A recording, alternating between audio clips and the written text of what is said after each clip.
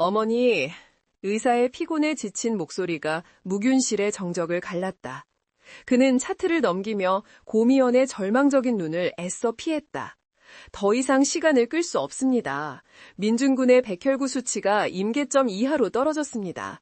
저희가 시도할 수 있는 모든 약물 치료는 솔직히 말씀드려 실패했습니다. 골수 이식이 유일한 방법입니다. 미연은 이미 수십 번 들은 그 말을 다시 한번 들어야 했다. 희망이 조각나는 소리였다.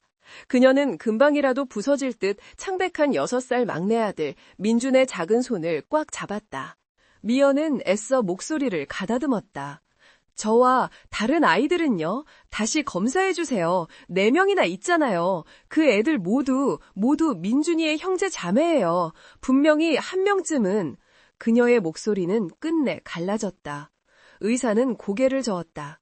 이미 3번이나 확인했습니다. 어머님을 포함해 내 아이 모두 민준군과 조직 항원이 일치하지 않습니다. 이런 경우는 드물지만 불가능한 것은 아닙니다. 유감스럽게도 기적은 일어나지 않았습니다. 절망이 차가운 쇠사슬처럼 미연의 심장을 올감했다. 그녀는 아무 말도 할 수 없었다.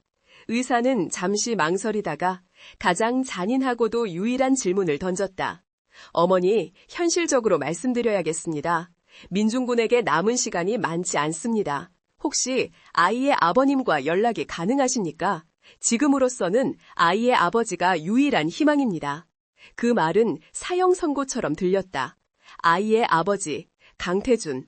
그녀가 10년 동안 필사적으로 도망쳐온 이름. 미연은 비틀거리며 병원을 나섰다. 싸늘한 밤 공기가 그녀의 뺨을 때렸다. 그녀는 남산 꼭대기에 위태롭게 자리 잡은 옥탑방으로 향했다. 계단을 오르는 내내 다리가 후들거렸다. 문을 열자 비좁은 방 안을 가득 채운 아이들의 열기가 그녀를 맞았다. 하지만 그 온기마저도 그녀의 속을 데우지는 못했다. 6살 민준이는 이미 얇은 이불 속에서 곤히 잠들어 있었다. 창백한 얼굴 위로 땀이 송골송골 맺혀 있었다. 그녀는 아들의 머리를 쓰다듬으며 무너지는 가슴을 가까스로 부여잡았다. 그녀의 나머지 4아이. 세상이 보기엔 가난한 옥탑방의 불쌍한 아이들이었지만 미연에게는 세상 그 무엇과도 바꿀 수 없는 보물이었고 동시에 그녀의 천재성이 낳은 놀라운 증거들이었다. 10살 배기 첫째 한결이는 엄마의 눈빛만 보고도 모든 상황을 파악한 듯 조용히 동생들을 돌아보고 있었다. 9살 둘째 둘이는 낡아빠진 중고 노트북 화면에서 눈을 떼지 않았다. 8살 셋째 세리는 나이에 맞지 않게 두꺼운 심리학 원서를 읽고 있었고 7살 넷째 내리는 스케치북에 무언가를 빠르게 그려내고 있었다. 미연은 아이들 몰래 화장실로 들어가 입을 틀어막고 소리 죽여 울었다. 그 사람을 어떻게 찾아? 10년이야. 10년 동안 나 같은 건 잊었을 거야. 아니, 날 증오하고 있겠지. 돈 때문에 자기를 버리고 자기 가문에 먹칠을 한 배신자라고. 그녀는 10년 전 그날을 떠올렸다.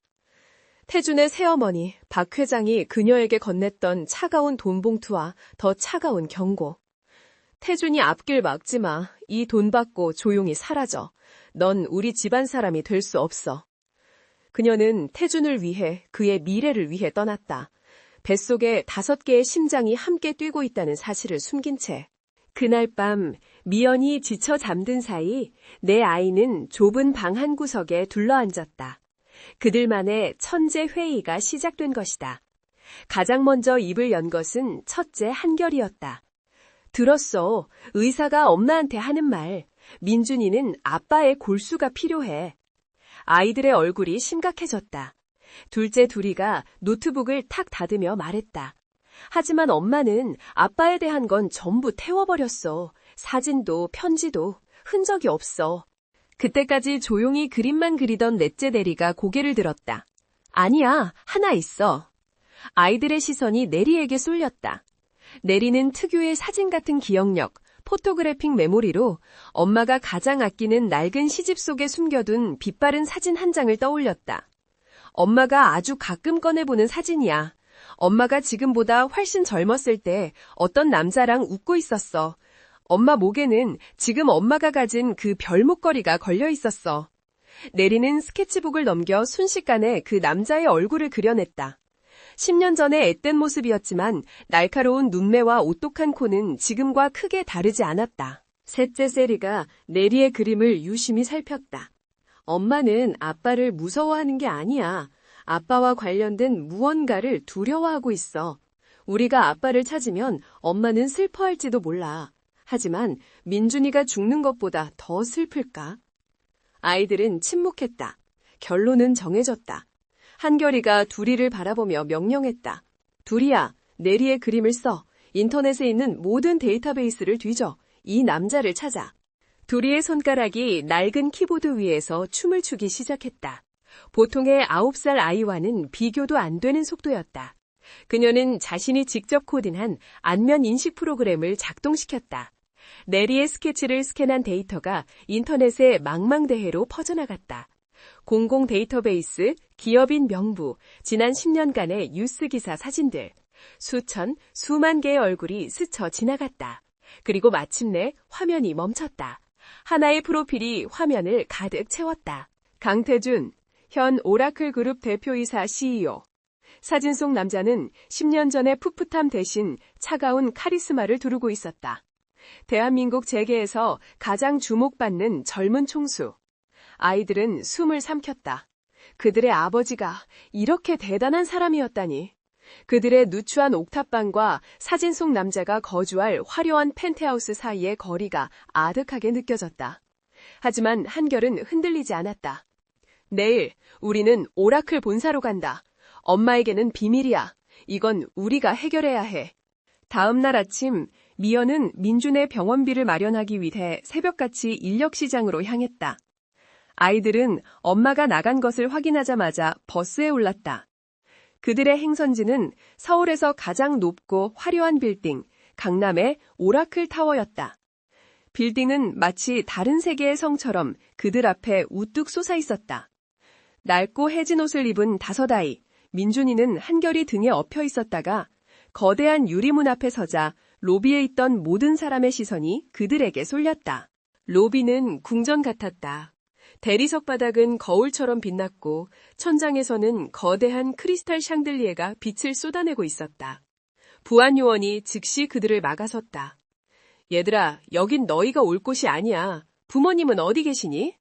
한결이가 또렷한 목소리로 대답했다.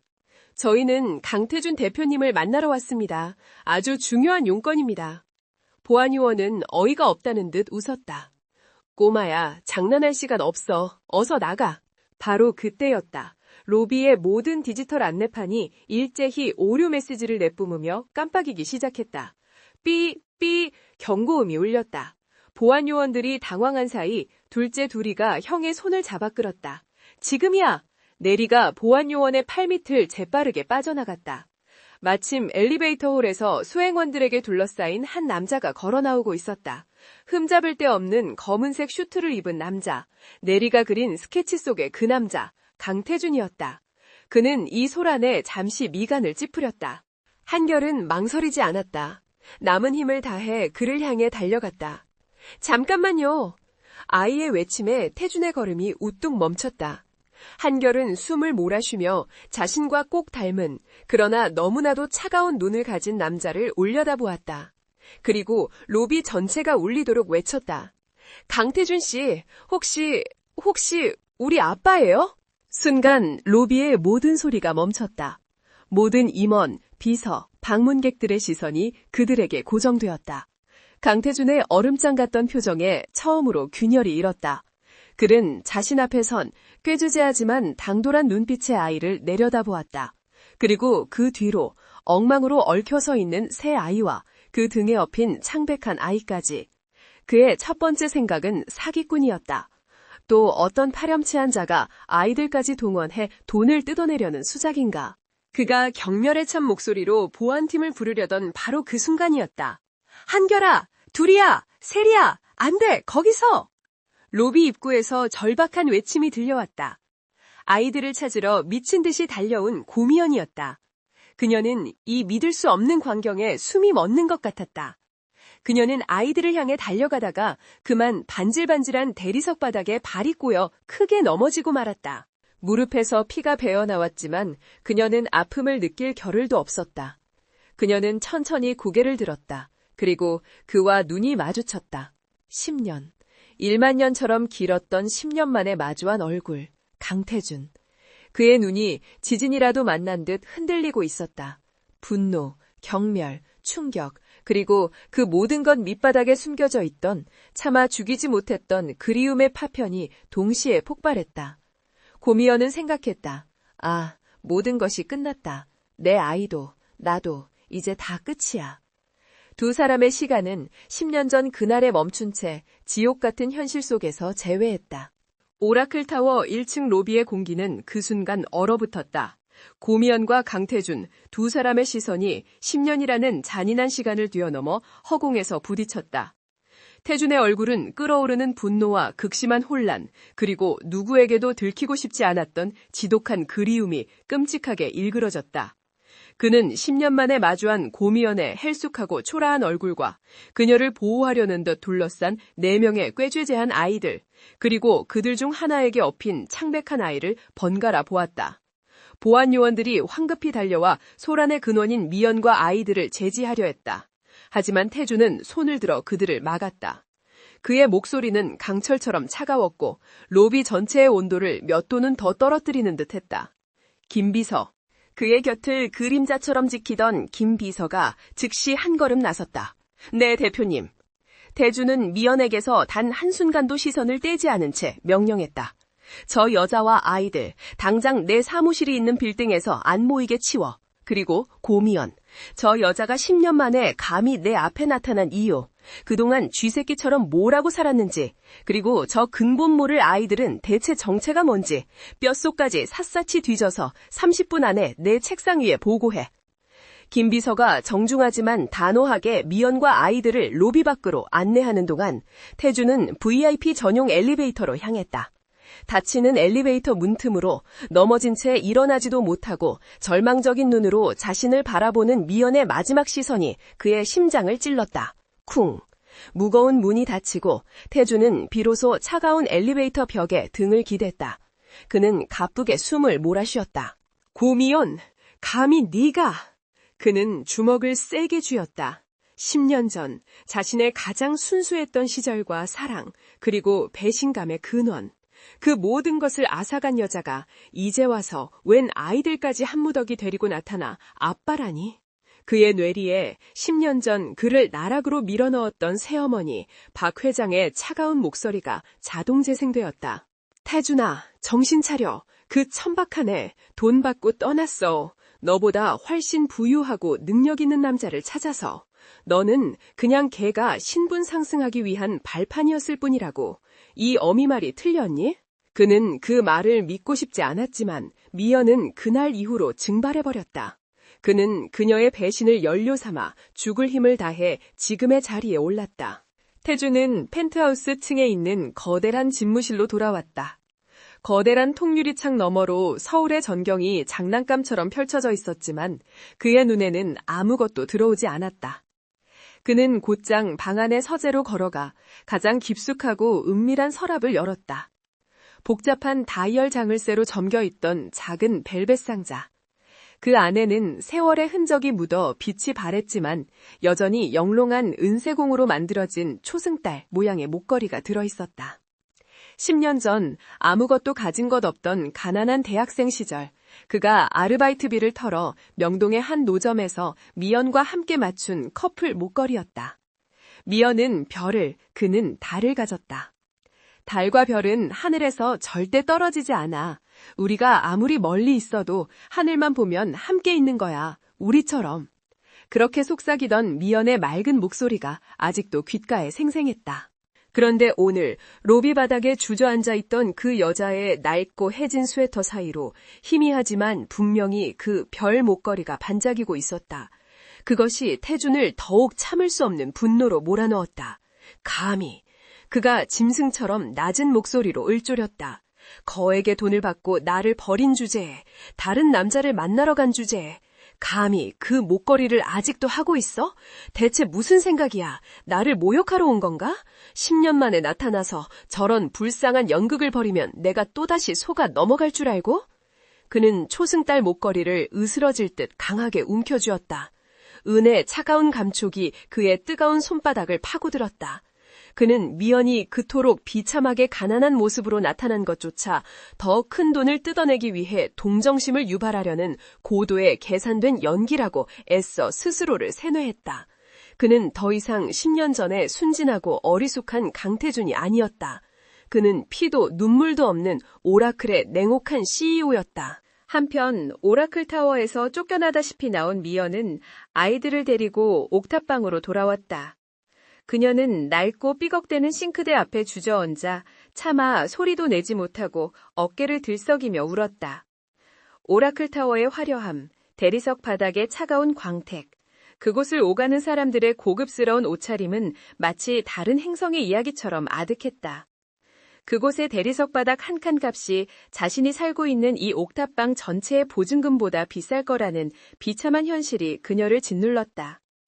아이들은 엄마의 이런 모습을 처음 보는 듯 겁에 질린 채 방 한 구석에 조용히 옹기종기 모여 앉아 있었다. 첫째 한결이가 조심스럽게 엄마에게 다가와 고사리 같은 작은 손으로 엄마의 등을 토닥였다. 엄마, 미안해요. 우리가 그냥 민준이를 살리고 싶어서 그래서 그랬어요. 미연은 그제야 참았던 울음을 터뜨리며 아이들을 품에 끌어안았다.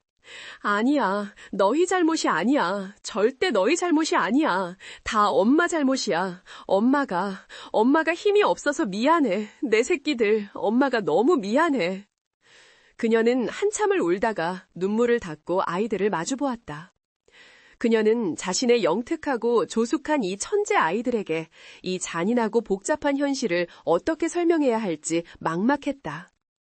얘들아, 잘 들어. 아까 로비에서 만난 그 사람은 엄마가 아주 오래전에 잠깐 알던 사람이야. 하지만 지금은 우리랑 아무 상관없는 사람이야. 하지만 셋째 세리가 날카로운 심리학자의 눈으로 엄마를 꿰뚫어보며 반박했다. 아니에요, 엄마. 엄마는 거짓말하고 있어요. 내리가 그린 그림 속 난자였어요. 엄마가 별목걸이를 하고 그 사람이랑 세상에서 가장 행복하게 웃고 있었잖아요. 세리의 말은 비수가 되어 미연의 가슴에 꽂혔다. 그리고 엄마, 그 아저씨는 엄마를 보자마자 화가 난 게 아니었어요. 처음엔 아주 많이 놀란 것 같았어요. 그리고 아주 슬퍼 보였어요. 미연은 8살 배기 딸의 무서운 총찰력에 할 말을 잃었다. 그녀는 그저 고개를 세차게 저을 뿐이었다. 그녀는 아이들에게 차마 말할 수 없었다. 그 남자를 다시 만나는 것이 얼마나 위험한 일인지, 그들 가족에게 어떤 불행이 닥칠지. 제발 엄마 말 좀 들어줘. 어른들의 세상은 너희가 생각하는 것보다 훨씬 더 복잡하고 무서워. 우린 다신 그분을 찾아가면 안 돼. 민준이를 도와달라고 할 수도 없어. 절대로. 알겠니? 아이들은 엄마의 절박함에 마지못해 고개를 끄덕였지만 그들의 눈빛은 여전히 수많은 질문으로 가득 차 있었다. 그날 밤 미연은 알아누운 민준이를 끌어안고 뜬 눈으로 밤을 지새웠다. 그리고 내 아이는 엄마가 잠든 줄 알고 다시 한 구석에 머리를 맞댔다. 천재 회의가 다시 소집된 것이다. 한결이가 무거운 입을 열었다. 엄마는 포기했어. 하지만 우린 아니야. 민준이는 우리 동생이고 우리가 지켜야 해. 엄마는 그 사람을 무서워하고 있어. 둘이가 낡은 중고 노트북을 켰다. 이미 액정은 반쯤 금이 가 있었지만 성능은 그녀의 손을 거쳐 괴물처럼 개조되어 있었다. 내가 아까 로비에서 보안 시스템에 잠시 혼선을 준 건 맞아. 하지만 그 사람, 강태준 CEO에 대해 더 알아내야 해. 엄마가 왜 그 사람을 두려워하는지. 세리가 고개를 끄덕였다. 맞아. 그 사람이 왜 엄마를 보고 그런 복잡한 표정을 지었는지 알아야 해. 두 사람 사이에 우리가 모르는 큰 오해가 있는 게 분명해. 한결이 단호하게 지시했다. 둘이 강태준의 모든 것을 해킹해. 개인정보, 의료기록, 숨겨진 일정, 뭐든지 상관없어. 민준이를 살릴 단서가 필요해. 둘이의 손가락이 키보드 위에서 보이지 않을 정도로 빠르게 움직였다.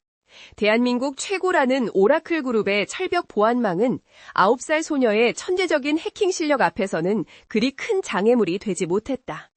물론 CEO의 개인 의료기록 같은 민감 정보는 최고 등급의 암호로 겹겹이 잠겨 있었다. 하지만 둘이는 서버에 가장 취약한 백도어를 찾아냈고 암호화된 건강검진 기록의 데이터 조각을 빼내는 데 성공했다. 찾았어! 둘이가 흥분을 감추지 못하고 작은 목소리로 외쳤다. 강태준, 혈액형 RHAB형, 국내에 단 0.1%도 없는 희귀 혈액형이야. 네 아이들은 동시에 숨을 삼켰다. 그건 병원에서 알려준 민준이의 혈액형과 정확히 일치했다. 이것은 절대 우연이 될 수 없었다. 동시에 셋째 세리는 강태준의 지난 5년간의 모든 공개 인터뷰와 기조연설 영상을 다운받아 4배속으로 돌려보겨 분석하고 있었다. 그녀는 단순한 언어뿐만 아니라 사람들이 무의식적으로 드러내는 미세한 표정과 행동, 바디랭귀지를 읽는데 천재적인 재능이 있었다. 이상해. 세리가 중얼거리며 영상을 한 부분에서 정지시켰다. 이 사람, 기자들이 예상치 못한 날카로운 질문을 하거나 자기가 궁지에 몰렸다고 생각할 때 꼭 하는 버릇이 있어. 그녀가 영상을 확대했다. 화면 속의 태준이 마이크를 쥔 손에 새끼손가락을 딱 하고 꺾는 장면이었다. 바로 그 순간 옆에서 다음 겨력을 검토하던 첫째 한결이가 긴장된 듯 자신도 모르게 새끼손가락을 꺾으며 딱 소리를 냈다. 둘이, 세리, 내리의 시선이 동시에 한결의 손으로 향했다. 한결과 화면 속 강태준의 버릇이 소름이 끼칠 정도로 완벽하게 똑같았다. 그 시각 강태준의 집무실. 약속된 30분이 아닌 꼬박 3시간 만에 김 비서가 식은땀에 젖은 얼굴로 서류 봉투를 들고 나타났다. 대표님, 조사 결과입니다. 시간이 예상보다 조금 더 걸렸습니다. 태준은 불같이 화를 내려다 김 비서의 심각한 표정을 보고 보고서를 낚아챘다. 그의 날카로운 눈이 종이 위를 빠르게 훑었다. 고미연 34살, 현 거주지 남산 옥탑방, 보증금 500만 원, 월세 30만 원, 직업 일정치 않음, 식당 주방 보조, 건설 현장 일용직, 야간 대리운전, 재산 전무, 신용등급 10등급 최하위, 특이사항 지난 10년간 해외 출국 기록 전무, 가족관계 보호자 고미연, 자 한결 10, 둘이 9, 세리 8, 내리 7, 민준 6, 5명 모두 미혼부 상태로 출생신고됨. 태준의 손이 미세하게 떨리기 시작했다. 이게 다야? 10년 동안 고작 이렇게 살았다고? 그의 목소리에 날카로운 분노 대신 형언할 수 없는 당혹감이 실렸다. 10년 전 박 회장은 분명히 그녀가 거액의 위자료를 받고 떠났다고 했다.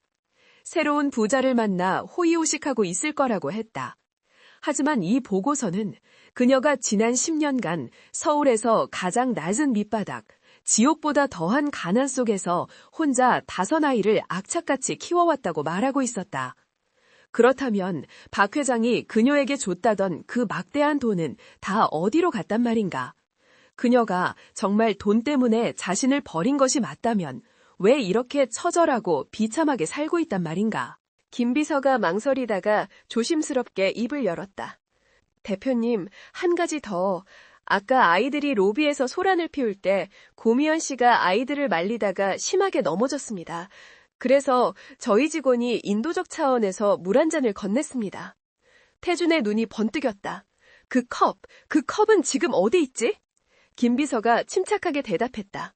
보안팀에서 혹시 몰라 즉시 수거해두었습니다. 고미연 씨의 지문과 타액이 그대로 묻어 있습니다.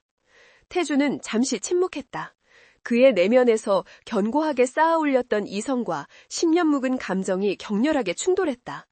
저 아이들이 내 아이일 리 없어. 절대. 하지만 만약에라도. 그는 더 이상 이 끔찍한 의심을 안고 단 1분 1초도 견딜 수 없었다. 김 비서가 마지막 보고를 덧붙였다. 그리고 아까 로비에서 소란이 진정되던 중 첫째 아이가 대표님을 올려다보며 소리칠 때 제가 아이의 어깨에 붙어있던 머리카락 몇 가닥을 확보했습니다. 김 비서의 치밀함은 태준이 그를 곁에 두는 이유였다.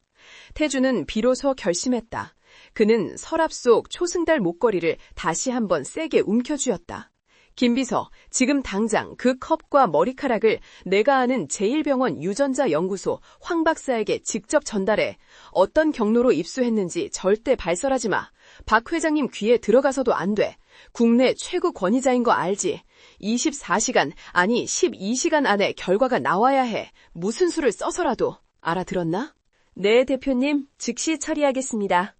김 비서가 그림자처럼 사무실을 빠져나갔다. 태주는 거대한 집무실에 홀로 남겨졌다. 그는 통유리창 앞에 서서 발 아래 펼쳐진 현란한 도시의 야경을 내려다보았다.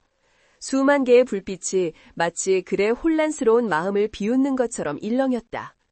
10년 동안 자신의 모든 것을 바쳐 쌓아 올린 견고한 성이 오늘 갑자기 나타난 고미연이라는 여자와 자신을 닮은 듯한 5 아이들 때문에 뿌리부터 송두리째 흔들리고 있었다.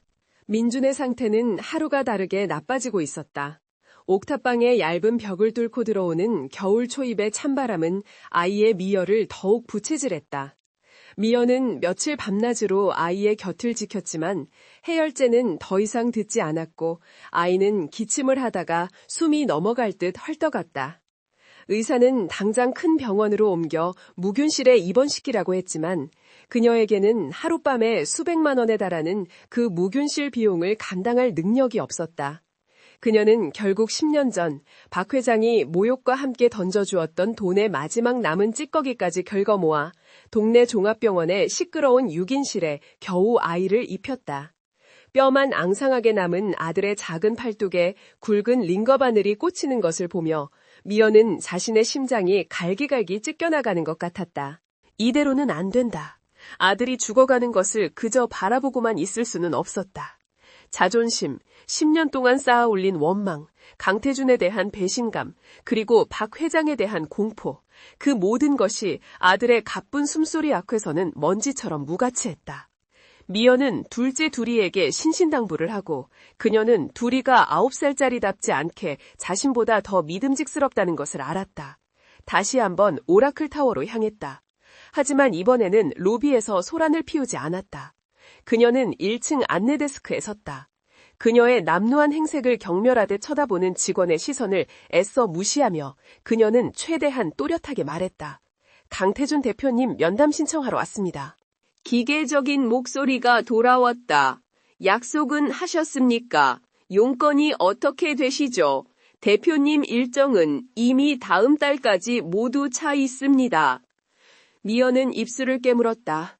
약속은 하지 못했습니다. 하지만 고미연이라고 전해주십시오. 10년 전에 알던 사이라고. 제발 아이가 아픕니다. 아이가 아프다는 그녀의 절박한 말은 직원의 마음을 움직이기는커녕 오히려 그녀를 대표의 사생활을 빌미로 돈을 뜯어내려는 흔한 사기꾼 부류로 분류하게 만들었다. 그녀는 당연하게도 쫓겨났다. 하지만 그녀는 포기하지 않았다. 다음 날도 그 다음 날도 갔다. 비가 오는 날에는 흠뻑 젖은 채 로비 입구에 우두커니 서 있었다. 그녀의 이런 행동은 김 비서를 통해 즉각 태준에게 보고되었다. 태준은 아직 도착하지 않은 유전자 검사 결과를 초조하게 기다리고 있었다. 그녀가 저렇게까지 절박하게 나오는 이유가 10년 전의 돈으로는 부족해서 더 큰 한 몫을 챙기려는 것인지 아니면 정말 자신이 모르는 다른 무언가가 있는 것인지 혼란스러웠다. 그는 김 비서에게 절대 들여보내지 마. 하지만 뭘 하는지는 계속 주시해. 라는 이중적인 명령을 내렸다. 미연은 로비에서는 더 이상 희망이 없음을 깨달았다. 그녀는 마지막 수단을 쓰기로 결심했다. 그의 퇴근길 지하 주차장에서 그를 직접 맞닥뜨리는 것이었다. 그날 밤 오라클 타워의 춥고 광활한 지하 2층 주차장. 미연은 거대한 콘크리트 기둥 뒤에 숨어 차가운 벽에 등을 기댄 채 떨고 있었다. 시간이 얼마나 흘렀을까 마침내 CEO 전용 엘리베이터의 문이 띵 하는 소리와 함께 열렸다. 지친 기색이 역력한 태준이 넥타이를 거칠게 풀어헤치며 김 비서와 함께 걸어 나왔다. 그가 자신의 검은색 세단 운전석 문을 열려는 바로 그 순간 미연이 마지막 남은 용기를 쥐어짜내며 어둠 속에서 뛰쳐나왔다. 태준 씨, 잠깐만요. 갑작스러운 기척에 태준은 짐승처럼 날카롭게 돌아섰다. 며칠 만에 마주한 미연은 처음 로비에서 봤을 때보다 훨씬 더 망가져 있었다. 푹 꺼진 눈두덩과 바싹 마른 입술, 그의 얼굴이 즉시 경멸과 분노로 차갑게 굳어졌다. 당신 정말 구제불능이군. 여기가 어디라고 감히 기어들어와. 김비서, 당장 보안팀 불러. 이 여자 무단 침입으로 경찰에 넘겨. 김비서가 미연을 막아서려 했지만 미연은 그를 필사적으로 피하며 태준 앞에 무릎을 꿇었다. 제발 태준 씨, 나 돈 때문에 이러는 거 아니에요. 정말이에요. 제발 내 말 한 번만 믿어줘요. 그녀의 처절한 모습에 태준은 오히려 역겨움을 느꼈다. 그는 10년 전 자신을 배신하고 돈을 택했던 이 여자의 연기력이 얼마나 뛰어났는지 똑똑히 기억하고 있었다. 그는 지갑에서 수표 몇 장을 꺼내 그녀의 얼굴에 던졌다. 이거면 돼? 얼마가 필요한데? 1억? 10억? 말해. 얼마를 주면 내 인생에서 다시는 안 꺼질 건데? 수표가 종이 조각처럼 날아와 그녀의 젖은 머리카락과 어깨에 내려앉았다. 그 순간 미연의 눈에서 무언가가 끊어졌다. 하지만 그녀는 아들의 얼굴을 떠올렸다. 그녀는 바닥에 떨어진 수표는 쳐다보지도 않고 태준의 바지가랑이라도 잡을 듯 애원했다. 아니에요. 돈 필요 없어요. 제발 병원에 한 번만 가주세요. 당신이 꼭 받아야 할 검사가 있어요. 제발요. 내가 이렇게 빌게요. 그녀는 차마 골수 검사라는 말, 당신 아들이라는 말을 꺼낼 수 없었다. 그가 자신을 돈에 미친 여자로 확신하고 있는 이 상황에서 그 말을 꺼내는 순간 모든 것이 돌이킬 수 없는 거짓말로 치부될 것 같았다. 하지만 그녀의 절박한 검사라는 단어는 태준에게는 최악의 의미로 해석되었다. 검사? 역시 유전자 검사, 친자 확인 검사로군. 그는 코웃음을 쳤다. 이 여자가 기어이 법적 공방까지 가서 자기 발목을 잡고 재산을 분할하려는 속셈이라 생각했다. 그는 아직 황 박사에게서 결과가 오지 않았다는 사실에 초조해졌지만 이 지긋지긋한 악연을 지금 당장 끊어내야 했다. 그는 미연 앞에 쪼그리고 앉아 그녀와 눈을 맞췄다. 그리고 얼음보다 차가운 목소리로 그녀의 귓가에 속삭였다. 검사라고? 늦었어. 이미 내가 다 확인했거든. 미연의 눈이 공포로 커졌다. 무슨... 태준은 일말의 망설임도 없이 잔인한 거짓말을 내뱉었다. 그날 로비에서 당신이 흘린 물컵, 그리고 그 아이 머리카락, 내가 모를 줄 알았어? 이미 다 검사했어. 그는 미연의 턱을 거칠게 붙잡고 자신을 보게 만들었다. 내 아이들 아니더군. 당신이 10년 동안 어디서 누굴 만나 무슨 짓을 하고 다녔는지는 모르겠지만 감히 그 더러운 핏줄을 나한테 엮을 생각 마. 미연의 세상이 산산조각 났다. 아니야, 아닐 거야. 거짓말. 당신 거짓말하는 거죠? 그럴 리가 없어요. 한결이는 당신을... 그녀는 그의 팔을 잡고 매달렸지만 태주는 벌레라도 떼어내듯 그녀를 거칠게 밀쳐냈다. 미연은 차가운 시멘트 바닥에 그대로 내동댕이 쳐졌다. 다시는 내 눈앞에 나타나지 마. 한 번만 더 내 반경 100m 안에 접근하면 그땐 10년 전 공갈 사기죄까지 묶어서 당신을 평생 감옥에서 썩게 만들 거야. 내 아이들은 당신 같은 여자 뱃속에서 태어날 리 없어. 당장 꺼져. 태주는 차에 올라탔고 검은색 세단은 미세한 연기만을 남긴 채 매정하게 주차장을 빠져나갔다. 미연은 홀로 남겨진 차가운 주차장 바닥에 엎드려 더 이상 소리도 나오지 않는 목으로 절규했다. 모든 희망이 사라졌다. 태주는 그녀에게 사형 선고를 내린 것이었다. 한편 오라클타워 최고층에 있는 박 회장의 집무실. 김 비서는 깊은 고뇌 끝에 태준이 미연과 주차장에서 마주쳤다는 사실과 그가 비밀리에 유전자 검사를 의뢰했다는 사실을 박 회장에게 보고했다. 김 비서는 태준의 비서이기도 했지만 박 회장이 직접 심어둔 눈이기도 했다. 보고를 듣는 내내 우아하게 난을 치던 박 회장의 붓이 종이 위에서 멈췄다. 유전자, 검사, 그 계집애가 감히 10년 만에 기어이 일을 저지르는구나. 그녀의 눈빛이 싸늘하게 빛났다. 그녀는 김 비서에게 미연의 옥탑방 주소를 물었다. 그날 저녁 태준에게 버림받고 신랏 같은 희망마저 끊어진 채 옥탑방으로 돌아온 미연은 자신의 누추한 방문 앞에 서 있는 값비싼 모피코트 차림의 박 회장을 보고 그대로 얼어붙었다. 10년 만에 마주한 악마.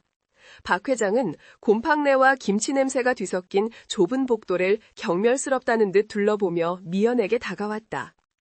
꼴이 말이 아니구나, 고미연. 10년 전이나 지금이나 네 수준은 여전해. 내가 그때 준 돈은 어디다 처박고 이 지경으로 살아. 마사카, 그 돈 저 방 안에 있는 애새끼들 싸지르는데 다 썼니? 짝! 날카로운 소리와 함께 박 회장의 손이 미연의 뺨을 후려쳤다. 미연은 비틀거렸지만 아이들이 있는 방 문 앞을 필사적으로 가로막았다. 여긴 어쩐 일로? 박 회장은 비웃음을 터뜨렸다. 어쩐 일이긴, 네가 내 아들 주위를 다시 알짱거린다며. 그것도 모자라 감히 애들까지 데리고 로비에서 쇼를 해? 10년 전 그 돈으로는 만족이 안 돼? 태준이가 곧 국내 굴지의 언론사 딸과 정략 결혼을 하는 건 알고 있니? 네가 감히 그 아이의 미래를, 우리 오라클의 미래를 또다시 망치려 들어?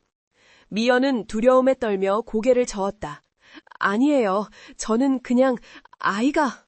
박 회장은 미연의 말을 잘랐다. 그녀는 미연의 귓가에 뱀처럼 차가운 목소리로 속삭였다. 네 새끼 중 하나가 죽을 병에 걸렸다며? 병원비도 없어서 전전긍긍하고 있다던데. 미연의 얼굴에서 핏기가 완전히 가셨다. 그걸 어떻게? 박 회장의 입가에 잔인한 미소가 걸렸다. 내가 모르는 것도 있겠니? 잘 들어. 10년 전에는 내가 네 손에 돈을 쥐어주고 끝냈지만 지금은 달라. 지금 난 네 새끼 목숨줄을 쥐고 있어. 그녀는 미연의 어깨를 강하게 움켜쥐었다. 당장 이 서울 바닥에서 떠나. 태준이 눈앞에서 영원히 사라져. 만약 내일 아침까지 네가 사라지지 않는다면 네가 그토록 살리고 싶어하는 그 아들놈, 이 대한민국 어느 병원에서도 받아주지 못하게 만들 거야. 내가 그 정도 힘은 있다는 거 너도 잘 알 텐데? 그것은 단순한 협박이 아니었다. 박 회장은 미연의 아들을 죽일 수도 있는 그런 여자였다. 같은 시각 태준은 자신의 거대한 펜트하우스 집무실에서 불안하게 서성이고 있었다. 미연을 그렇게 모질게 쫓아냈지만 그녀가 무릎을 꿇고 검사를 받아달라며 울부짖던 모습이 머릿속에서 떠나지 않았다. 주차장에서의 자신의 행동이 명백히 도를 넘었다는 것을 알았지만 10년 묵은 배신감이 그의 이성을 마비시켰다. 그 여자가 하는 말은 다 거짓말이야. 그가 스스로를 세뇌하던 그때 집무실 문이 조용히 열리고 김 비서가 하얗게 질린 얼굴로 들어섰다. 그의 손에는 병원 로고가 찍힌 두꺼운 서류 봉투가 들려 있었다. 대표님, 황 박사님 연구소에서 결과가 도착했습니다. 태준의 심장이 발밑으로 쿵 떨어졌다. 그는 마른 침을 삼키며 봉투를 낚아채듯 받아들었다. 손이 심하게 떨려 봉투가 잘 뜯어지지 않았다. 그는 결국 책상 위의 종이칼로 봉투를 거칠게 찢어발겼다. 얇은 보고서 몇 장이 나왔다. 복잡한 유전자 배열 지도와 수치들이 빼곡히 적혀 있었다. 그는 다른 것은 읽을 필요도 없었다. 맨 마지막 최종 결론이 적힌 부분으로 시선을 고정했다. 숨이 멎었다. 검체 A, 고미연 추정 타액과 검체 B, 한결 추정 모발의 유전자형을 비교 분석한 결과 검체 B는 검체 A의 친자일 확률이 99.9999%임. 그것만으로도 머리를 망치로 맞은 듯한 충격이었지만 그것은 시작에 불과했다. 황 박사는 태준이 요청하지 않은 하지만 가장 핵심적인 비교 분석을 추가로 진행했던 것이다. 비고, 대표님의 병원 보관용 유전자 데이터 비교군 C와 검체 B 한결 추정 모발을 대조 분석한 결과 검체 B 한결은 검체 C 강태준의 친자일 확률이 99.999%임. 무엇? 태준은 그 자리에 얼어붙었다. 보고서가 손에서 미끄러져 바닥으로 떨어졌다. 네? 아들이라고? 99.999%? 그렇다면 로비에 있던 그 아이가 내 아들이라고? 순간 불과 몇 시간 전 주차장에서 미연에게 퍼부었던 자신의 잔인한 말들이 날카로운 파편이 되어 그의 온몸을 난도질했다. 내 아이들 아니더군. 당장 꺼져. 감옥에 쳐넣어 버릴 테니까. 그의 견고했던 분노의 성이 와르르 무너져 내렸다. 분노가 사라진 자리에는 그보다 수천 배는 더 거대하고 압도적인 혼란과 죄책감이 태풍처럼 몰아쳤다. 그렇다면 10년 전에 고미연은 내 아이를 가진 채로 떠났던 말인가?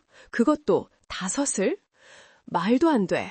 그는 미연이 주차장에서 검사를 받아달라고 애원하던 그 절박한 눈빛을 떠올렸다. 그녀가 원했던 검사는 친자 확인 소송을 위한 것이 아니었다.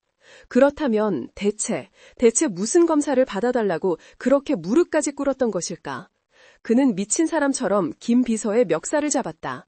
당장 고미연이 있는 그 옥탑방 주소대, 지금 당장 차 돌려!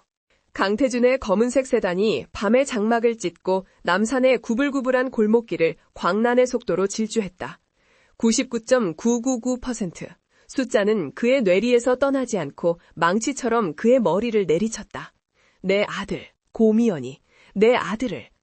그는 유전자 검사 보고서가 든 봉투를 피가 통하지 않을 정도로 하얗게 움켜쥐고 있었다. 10년 동안 그녀가 자신을 배신했다는 증오심 하나로 버텨왔는데 그 모든 것이 한순간에 무너져 내렸다. 그는 당장이라도 미연을 만나 멱살을 잡고 따져 묻고 싶었다. 왜 말하지 않았는지, 왜 10년 동안 자신을 속였는지, 그리고 왜 그토록 비참하게 살았는지. 하지만 분노보다 더 거대하게 밀려오는 감정은 그 아이들에 대한 형언할 수 없는 혼란과 죄책감이었다. 그가 마침내 옥탑방에 있는 낡은 건물 앞에 도착했을 때 시간은 이미 자정을 넘기고 있었다. 그는 차에서 뛰어내려 썩은 냄새가 진동하는 어두운 계단을 2칸씩 성큼성큼 뛰어 올라갔다. 그리고 마침내 녹슨 철문 앞에 섰을 때 그는 문이 활짝 열려 있는 것을 발견했다. 방 안은 텅 비어 있었다. 싸늘한 밤 공기만이 방 안을 휘젓고 있었다. 한쪽 구석에 아이들의 것으로 보이는 낡은 이불 몇 채가 어지럽게 널브러져 있었고 밥상 위에는 먹다만 차가운 밥 공기가 놓여 있었다. 고미연! 그가 소리쳤지만 대답은 없었다. 그는 불길한 예감에 휩싸였다. 그때 옆집에서 시끄러운 소리에 잠이 깬 듯한 한 아주머니가 문을 빼꼼 열었다. 누구? 그 옥탑방 총각네 식구들 찾아요. 웬 고급차가 와서 시끄럽게 하나 했네. 늦었어. 1시간쯤 전에 막내 아들이 숨 넘어간다고 구급차 실려갔어. 애엄마가 아주 실신을 하더구만. 쯧쯧, 가난이 죄지. 강태준의 심장이 발밑으로 곤두박질 쳤다. 숨이 넘어가? 그는 아주머니에게 다그쳐 물었다. 어느 병원으로 갔습니까? 아주머니는 어깨를 으쓱했다. 글쎄, 하도 급해서 아마 이 근방에서 제일 큰 병원으로 갔겠지. 저기, 맞다. 오라클 병원, 오라클 메디컬 센터라고 했던 것 같아. 오라클 메디컬 센터. 아이러니하게도 그가 10년 동안 피땀 흘려 이룩한 자신의 이름을 딴 바로 그 병원이었다. 태주는 다시 계단을 미친 듯이 뛰어내려갔다. 그는 차에 올라타자마자 김비서에게 전화를 걸었다. 김비서, 지금 당장 오라클 메디컬 센터 소아응급실 고미연이라는 여자 이름으로 혹은 무연고 남자아이로 고민준이라는 이름이 있는지 확인해. 5분 안에 파악해. 그는 사이렌이라도 울리고 싶은 심정으로 4월의 밤거리를 가로질렀다. 검사, 그녀가 받아달라고 했던 검사. 주차장에서 무릎 꿇고 애원하던 미연의 절박한 눈빛이 떠올랐다. 그 검사가 친자 확인 소송 따기라 아니었으면 어떡하지? 그가 병원 응급실 로비에 도착했을 때 병원은 전쟁터나 다름없었다. 태주는 자신의 CEO 직위를 이용해 응급실 안쪽으로 거침없이 들어갔다. 병원장이 한밤중에 나타난 총수의 행차에 기겁하며 달려나왔지만 태주는 그를 밀치고 소아 중환자실로 향했다. 그리고 그곳에서 그는 복도 바닥에 주저앉아 넋이 나간 사람처럼 울고 있는 미연을 발견했다. 고미연! 그가 그녀의 어깨를 붙잡고 거칠게 흔들었다. 그 아이는 어딨어? 미연은 초점 없는 눈으로 그를 올려다보았다. 그녀의 눈은 이미 너무 울어 실핏줄이 다 터져 있었다. 그녀는 그가 왜 여기 있는지 어떻게 알고 왔는지 생각할 기력조차 없었다. 그녀는 그저 짐승처럼 울부짖었다. 죽어! 민준이가, 내 아들이 죽어가! 무슨 소리야! 태주는 즉시 소아중환자실 담당 주치의의 멱살을 잡았다. 상황이 어때? 저 아이, 고미연 환자의 아들, 상태가 뭐냐고! 주치의는 난데없이 나타난 CEO의 모습에 당황했지만 곧 차트를 집어들고 떨리는 목소리로 보고했다. 저 대표님, 고미연 환자 호호자의 아들 고미연 군, 아니 고민준 군입니다. 급성 재생불량성 빈혈, 에플라스틱 어니미아입니다. 이미 골수 기능이 완전히 정지된 상태로 현재 쇼크 상태입니다. 저희가 할 수 있는 모든 조치를 취하고 있지만 솔직히 마음의 준비를... 태준의 머릿속이 하얗게 비었다. 재생불량성 빈혈. 그는 의학 지식이 없었지만 그 단어가 의미하는 절망적인 무게는 알 수 있었다. 그는 차트를 빼앗아 들었다. 그의 날카로운 눈이 의사의 휘갈겨 쓴 글씨를 미친 듯이 훑었다. 진단명, 중증 재생불량성 빈혈, 세비어 에플라스틱 애니미아. 치료 계획, 긴급 수혈 및 항생제 투여. 비고, 현재 상태로는 약물 치료 무의미. 유일한 생존 방법은 조혈모세포 이식, 골수 이식임. 그리고 그의 시선은 차트의 가장 마지막 줄에 박힌 한 문장에 고정되었다. 환자와 일치하는 조직 항원 기증자 필요. 형제자매 불일치 확인됨. 긴급히 부의 골수 검사가 요구됨. 쿵. 태주는 거대한 망치로 뒤통수를 맞은 듯한 충격에 휩싸여 뒷걸음질 쳤다. 온몸의 피가 차갑게 식어버렸다. 검사. 그녀가 주차장에서, 로비에서 그토록 무릎 꿇고 애원하며 받아달라고 했던 검사는 바로 이것이었다. 친자 확인 소송 따위가 아니었다. 돈을 요구하려던 것이 아니었다. 그녀는 자신의 아이가 죽어가고 있으니 아빠인 그에게, 유일한 희망인 그에게 골수 검사를 받아달라고 애원하고 있었던 것이다. 그런데 자신은 그녀에게 무슨 짓을 했던가. 내 아이들, 아니더군. 감히 그 더러운 핏줄을 나한테 엮을 생각 마. 당장 꺼져! 자신이 뱉었던 잔인한 말들이 비수가 되어 심장을 꿰뚫었다. 그는 자신이 단순한 오해를 한 것이 아님을 깨달았다. 그는 자신의 아이에게 사형 선고를 내린 것이나 다름없었다. 그가 그녀의 애원을 한 번이라도 진지하게 들어주었다면 민준이가 이토록 위중한 상태가 되기 전에 무엇이든 할 수 있었을 것이다. 그는 숨을 쉴 수가 없었다. 압도적인 죄책감이 그의 목을 졸랐다. 그는 자신이 10년 동안 고미연을 증오했던 것이 아니라 사실은 그녀를 그리워했던 자신을 증오해왔다는 것을 깨달았다. 그리고 그 멍성한 자존심이 오늘 한 아이를 죽음으로 내몰고 있었다. 바로 그 시각 중환자실 입구에서 멀지 않은 소아병동에 어수선한 가족 대기실. 한결, 둘이, 셀이, 내리는 불안한 눈빛으로 구석에 웅크리고 앉아 있었다. 엄마는 아까 민준이가 실려 들어간 뒤로 완전히 넋이 나간 상태였고 어른들은 아무도 그들에게 상황을 설명해주지 않았다. 하지만 아이들은 본능적으로 알았다. 민준이의 상태가 아주 나쁘다는 것을. 한결이가 침묵을 깼다. 이대로 기다릴 수 없어. 엄마는 지금 아무것도 할 수 있는 상태가 아니야. 둘째 둘이가 낡은 노트북을 열었다. 그녀는 이런 비상사태를 대비해 항상 작업 가방을 챙기고 다녔다. 내가 아까 응급실로 들어오면서 봤어. 이 병원 오라클 메디컬 센터야. 그 아저씨 강태준이 소유한 병원이야. 아이들의 눈이 동시에 번뜩 꼈다. 셋째 세리가 속삭였다. 그렇다면 그 아저씨가 이 병원에 있을 확률이 높아. 아니, 어쩌면 우리가 로비에서 소란을 피운 것 때문에 이미 우리가 여기 있다는 걸 알 수도 있어. 첫째 한결이가 결심한 듯 일어섰다. 찾아야 해. 민준이를 살릴 수 있는 사람은 그 사람뿐이야. 혈액형이 같았잖아. 골수도 맞을 확률이 높아. 하지만 어떻게?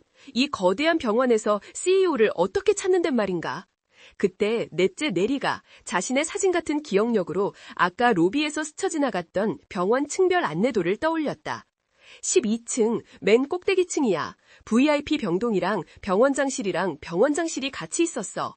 그리고 그 아저씨 얼굴이 이사장이라고 소개되어 있었어. 계획은 순식간에 세워졌다.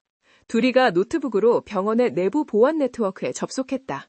병원 보안 시스템 생각보다 허술하네. 좋아. 지금부터 12층으로 가는 VIP 엘리베이터 앞 CCTV를 30초간 루프 영상으로 돌릴게. 경비들이 우리를 볼 수 없을 거야. 시간이 없어. 빨리 움직여야 해. 한결이 세리와 내리의 손을 잡았다. 둘이는 여기서 망을 봐. 무슨 일 생기면 바로 알려. 우리 셋이 간다.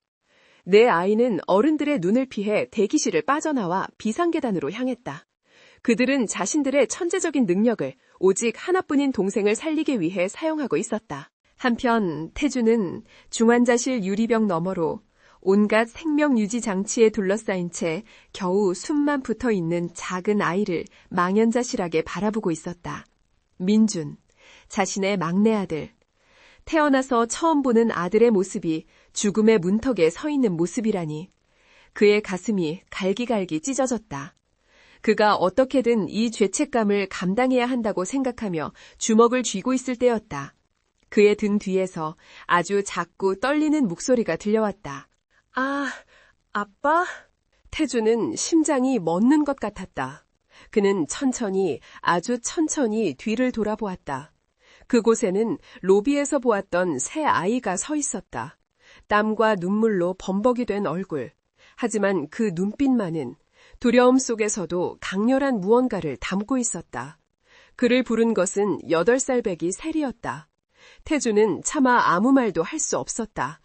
아빠라는 그 한마디가 10년 동안 굳게 닫혀있던 그의 심장 가장 깊은 곳을 관통했다. 그는 무릎이라도 꿇고 이 아이들에게 용서를 빌고 싶었다. 그가 입술을 달싹이던 바로 그때 10살 배기 첫째 한결이가 그에게 한 걸음 다가왔다. 아이는 나이답지 않은 침착하고 논리적인 목소리로, 하지만 끝이 미세하게 떨리는 목소리로 말했다. 우리는 아빠 돈 필요 없어요. 태주는 그 말에 고개를 들었다. 한결은 자신의 주머니에서 무언가를 꺼내기 위해 애쓰고 있었다. 그것은 엄마가 잠시 화장실에 간 사이 엄마의 목에서 몰래 뺀 것이었다. 하지만 민준이는 아빠의 뼈가 필요해요. 마침내 한결이 손에 쥔 것을 펼쳤다. 그것은 낡은 가죽끈에 매달린 작은 별 모양의 은 목걸이였다. 태준의 눈이 믿을 수 없다는 듯 커졌다. 한결이가 그 목걸이를 태준의 눈앞에 내밀었다. 엄마가 그랬어요. 이 별은 혼자서는 아무 의미 없다고. 꼭 달 옆에 있어야만 완벽해진다고 했어요. 태준의 온몸이 격렬하게 떨리기 시작했다. 그의 손이 마치 다른 사람의 손인 것처럼 멋대로 움직여 슈트 안주머니 깊숙한 곳을 더듬었다. 그리고 10년 동안 단 하루도 몸에서 떼어놓지 않았던, 항상 그의 심장 가까이에 있던 그것을 꺼내들었다. 바로 처승달 모양의 은 목걸이였다. 그는 떨리는 손으로 달 목걸이를 별 목걸이 옆에 가져다 댔다. 딸깍. 10년 전에 그들이 맞춘 것처럼 별의 뾰족한 끝부분이 초승달의 움푹 파인 곳에 정확하게 들어맞았다. 10년의 세월을 뛰어넘어 달과 별은 마침내 하나가 되었다. 그것은 유전자 검사 보고서 따위와는 비교할 수도 없는, 부인할 수 없는 진실의 증거였다. 태주는 더 이상 버틸 수 없었다. 그의 견고했던 자존심과 분노가 산산조각 났다. 그는 그 자리에 무릎을 꿇었다. 자신을 경계심과 희망이 뒤섞인 눈으로 바라보는 새 아이, 자신의 아이들 앞에서 10년 동안 단 한 번도 흘리지 않았던 뜨거운 눈물이 그의 뺨을 파고 쉴 새 없이 흘러내렸다. 미안하다. 아빠가 너무 늦게 알아서 미안하다. 그는 어린아이처럼 목 놓아 울기 시작했다. 태주는 그 자리에 얼어붙은 채 아리들을 바라보다가 유리병 너머에서 죽음과 사투를 벌이고 있는 민준을 보았다. 죄책감과 후회, 그리고 늦게나마 끓어오르는 부성애가 그의 온몸을 집어삼켰다. 그는 비틀거리며 일어섰다. 눈물로 범벅이 된 얼굴이었지만 10년간 오라클을 이끌어온 CEO의 냉철한 결단력이 돌아오고 있었다. 그는 자신을 멍하니 바라보고 있던 주치의의 어깨를 붙잡았다. 그의 목소리는 울음에 잠겨 쉬어 있었지만 그 안에 담긴 명령은 그 어느 때보다 단호했다. 지금 당장 내 골수 검사해. 조직 적합성 검사. 필요한 건 뭐든지 다 해. 24시간, 아니 3시간 안에 결과 뽑아내. 병원 전체 인력을 투입해서라도. 의사들은 난데없는 대표의 등장과 그가 아이들 앞에서 무릎을 꿇고 우는 모습, 그리고 이제는 다급하게 골수 검사를 명령하는 이 비현실적인 상황에 완전히 압도당했다. 하지만 그들은 태준의 눈빛에서 이것이 단순한 명령임을 직감했다. 네, 대표님. 하지만 조직검사는 시간이. 태준은 의사의 말을 잘랐다. 시간 없어. 필요하다면 황 박사 연구소까지 동원해. 당장 내 피부터 뽑아. 내 아들이 죽어가고 있잖아. 내 아들이라는 그의 절규에 복도에 있던 모든 간호사와 의사들이 얼어붙었다. 미연은 이 모든 광경을 믿을 수 없다는 듯 그저 벽에 기댄 채 멍하니 바라보고 있었다. 바로 그때였다. VIP 전용 엘리베이터 문이 거칠게 열리며 박 회장이 분노로 일그러진 얼굴을 한 채 비서들을 대동하고 나타났다. 김 비서가 태준의 독단적인 행동과 병원에서의 소란을 결국 보고한 것이었다. 박 회장은 태준이 모든 것을 알게 되었으리라고는 꿈에도 생각하지 못한 채 오직 태준의 명성에 흠집이 갈까봐 분노에 차 있었다. 그녀는 복도에 서 있는 태준을 발견하고는 경악을 금치 못했다. 강태준, 너 지금 이게 무슨 짓이야? 당장 이리 오지 못해. 이런 천박한 곳에서. 그녀의 시선이 태준 뒤 벽에 쓰러져 있는 고미연에게 향했다. 박 회장의 얼굴이 증으로 일그러졌다. 고미연, 네 더러운 년. 감히 10년 만에 기어나와 내 아들 앞길을 또 막아? 네 년이 감히. 그녀는 성큼성큼 다가가 미연의 뺨을 후려치려 손을 쳐들었다. 탁! 하지만 그녀의 손은 미연의 뺨에 닿지 못했다. 태준이 얼음장 같은 손으로 그녀의 손목을 낚아채 저지한 것이었다. 박 회장은 자신의 손목을 붙잡은 태준의 힘과 자신을 바라보는 그 싸늘한 눈빛에 순간 숨이 멎는 것 같았다. 그 손 당장 치우시죠, 어머니. 태준의 목소리는 지하실의 냉기보다 더 차가웠다. 박 회장은 아들의 이런 반응에 당황했지만 이내 냉정을 되찾고 목소리를 높였다.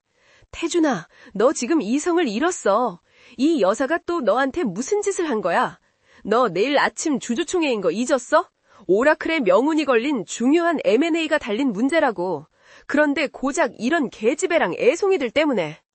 그녀의 말을 끝나기도 전에 태준이 그녀의 말을 잘랐다. 그는 주머니에서 구겨진 유전자 검사 보고서를 꺼내 그녀의 얼굴 앞에 던졌다. 이게 뭡니까?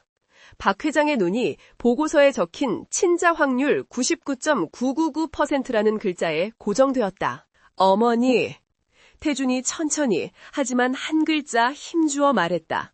10년 전에 고미연에게 얼마를 주셨습니까? 박 회장의 동공이 지진이라도 난 듯 흔들렸다. 그녀는 애써 태어난 척하며 소리쳤다. 무슨 소리야? 걔가 돈 받고 떠난 걸. 얼마를 줬냐고 물었습니다. 태준이 버럭 소리를 질렀다. 복도 전체가 그의 분노로 울렸다. 그 돈으로 그 여자가 호의호식하며 잘 살았습니까? 내가 보낸 보고서 못 보셨습니까?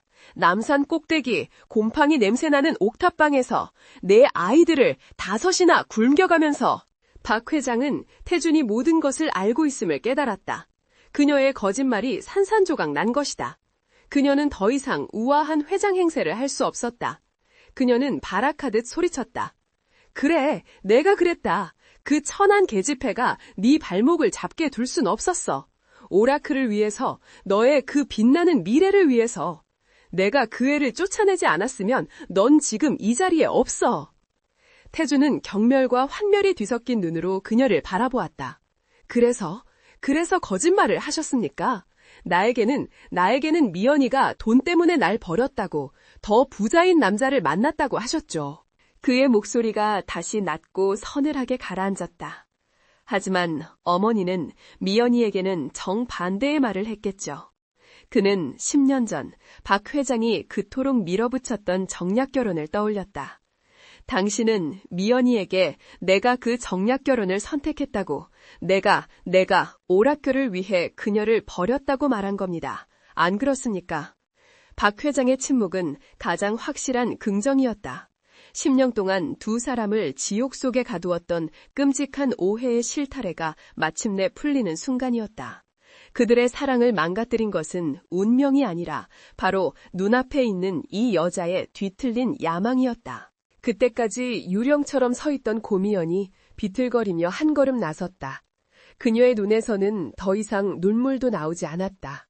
맞아요. 그녀의 목소리는 갈라져 거의 들리지 않았다. 회장님은 저한테 태준 씨가 저를 버렸다고 했어요.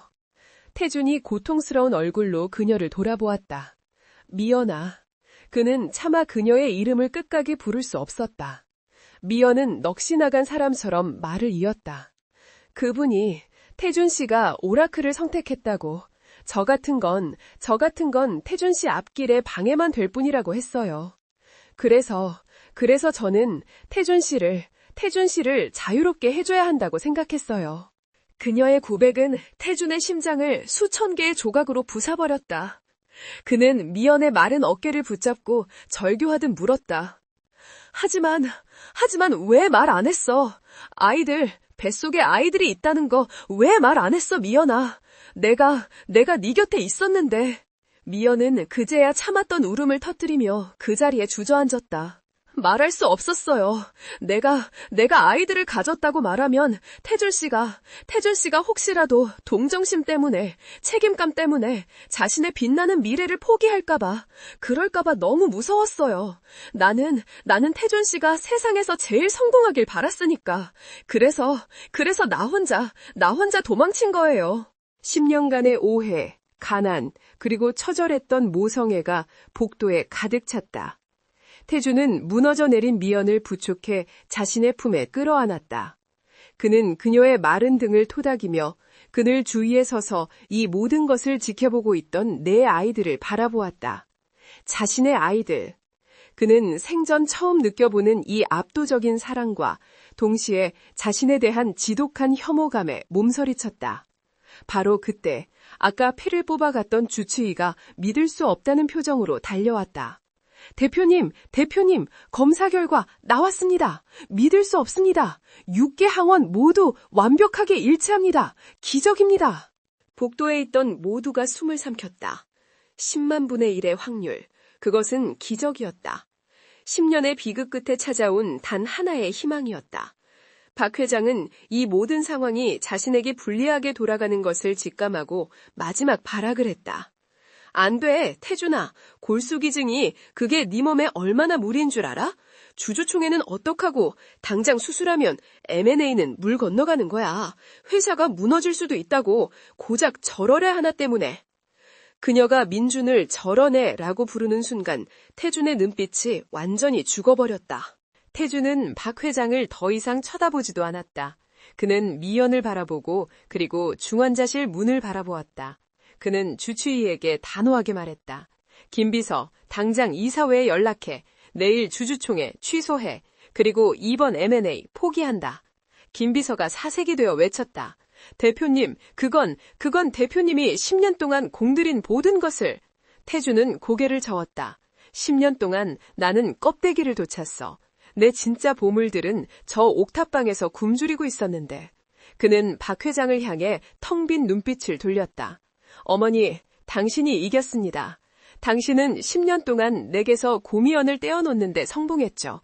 하지만 그 대가로 당신은 내게서 5명의 아이들, 내 피부치들을 빼앗아갔습니다. 오라클, 그깟 회사, 지금 죽어가는 내 아들 목숨값에 비하면 먼지 한 톨의 가치도 없어. 그는 미연의 이마에 입을 맞추고 자신을 불안하게 올려다보는 내 아이들의 머리를 차례로 쓰다듬었다. 아빠, 금방 다녀올게. 민준이 꼭 건강하게 데리고 올게. 그는 미련 없이 돌아섰다. 자신이 10년간 쌓아올린 커리어, 무너질지도 모르는 회사, 분노에 차 소리 지르는 새어머니, 그 모든 것을 등 뒤로 한 채. 그는 오직 자신의 아들을 살리기 위해 무균 수술 준비실에 문을 밀고 들어갔다. 그는 단순히 골수를 기증하는 것이 아니었다. 그는 10년간 자신을 지배했던 오만과 증오로 가득 찼던 과거의 자신을 희생시키고 오직 5 아이의 아빠로서 다시 태어나기 위해 걸어 들어갔다. 수술실 앞 복도의 시간은 고통스러울 만큼 느리게 흘러갔다. 미연은 2개의 회복실 사이 차가운 의자에 망연자실한 채 앉아 있었다. 한쪽 문 너머에는 그녀가 10년 전 지독하게 사랑했고 또 10년 동안 처절하게 증오했던 남자가 누워 있었다. 다른 쪽 문 너머에는 그 남자가 방금 목숨을 걸고 구해낸 그녀의 막내 아들이 누워 있었다. 지옥처럼 길었던 몇 시간이 흐르고 마침내 수술실 문이 열렸다. 땀과 피로에 젖은 마스크를 벗은 주치의가 다가왔다. 기적입니다. 수술은 완벽하게 성공했습니다. 2 사람 모두 안정적입니다. 미연은 그제야 긴장이 풀리며 바닥에 주저앉아 소리 없이 울었다. 고통과도 맞먹는 거대한 안도감이 그녀를 덮쳤다. 태준이 먼저 마취에서 깨어났다. 엉덩이뼈 근처에서 느껴지는 묵직한 통증보다 더 그를 짓누르는 것은 10년간의 오해와 죄책감이었다. 그가 희미하게 눈을 떴을 때 그의 침대 곁에 망설이듯 앉아있는 미연이 보였다. 그들의 시선이 허공에서 마주쳤다. 원망도, 분노도, 변명도 없었다. 그저 모든 것이 소진된 듯한 깊은 피로감과 차마 묻지 못하는 절박한 질문만이 감돌았다. 태준이 갈라진 목소리로 간신히 입을 열었다. 미연은 그렁그렁한 눈물을 애써 참으며 속삭였다. 살았어요. 의사 선생님이 벌써 몸에서 반응이 온대요. 당신 골수가 민준이를 살렸어요. 그 말에 태준은 다시 눈을 감았다. 뜨거운 눈물 한 줄기가 그의 관자놀이를 타고 흘러내렸다. 몇 시간 뒤 소아 중환자실에서 민준이가 가느다란 눈을 떴다. 온몸이 낯선 기계들로 둘러싸여 있었지만 아이는 본능적으로 엄마를 찾았다. 그리고 엄마 곁에 자신과 똑같은 환자복을 입고 마스크를 쓴 낯선 남자가 서 있는 것을 보았다.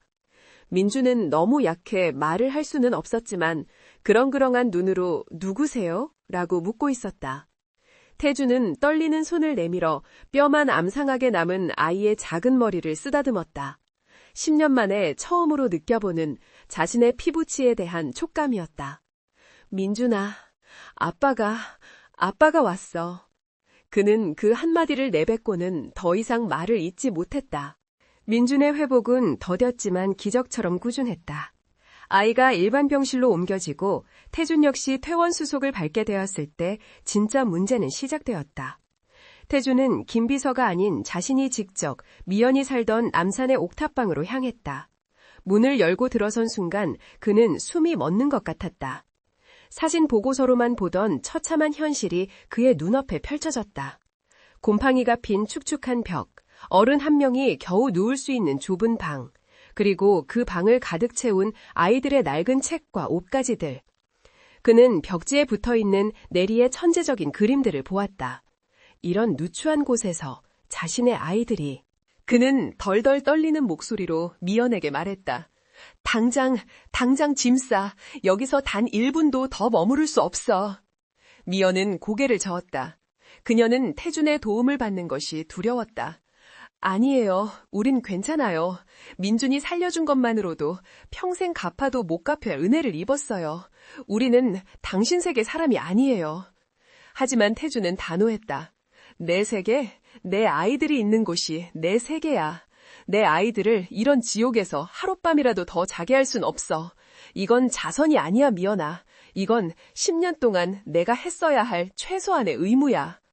그는 자신의 값비싼 슈트가 구겨지는 것도 아랑곳하지 않고 직접 아이들의 낡은 옷가지를 가방에 담기 시작했다.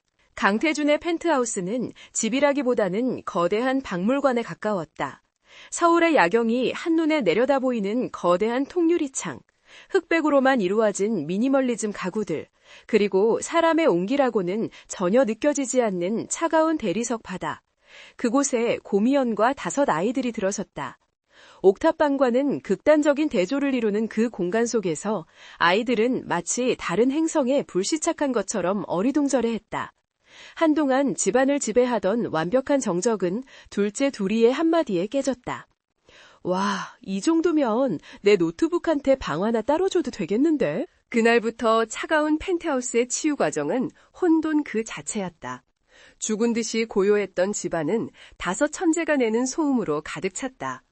건강을 회복한 민준이는 거실에 그랜드 피아노를 발견하고는 조심스럽게 건반을 누르며 천상의 멜로디를 만들어내기 시작했다. 둘이는 태준이 설치해준 최고 사양의 슈퍼컴퓨터가 마음에 든다며 자신의 방을 연구소라고 명명하고는 밤새도록 키보드를 두드렸다.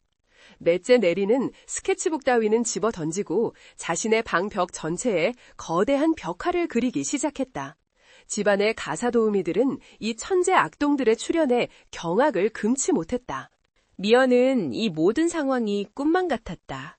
매일 아침 당장 먹고 살 돈을 걱정하며 인력시장을 전전하던 그녀가 이제는 아침 식사를 준비해주는 요리사와 마주해야 했다.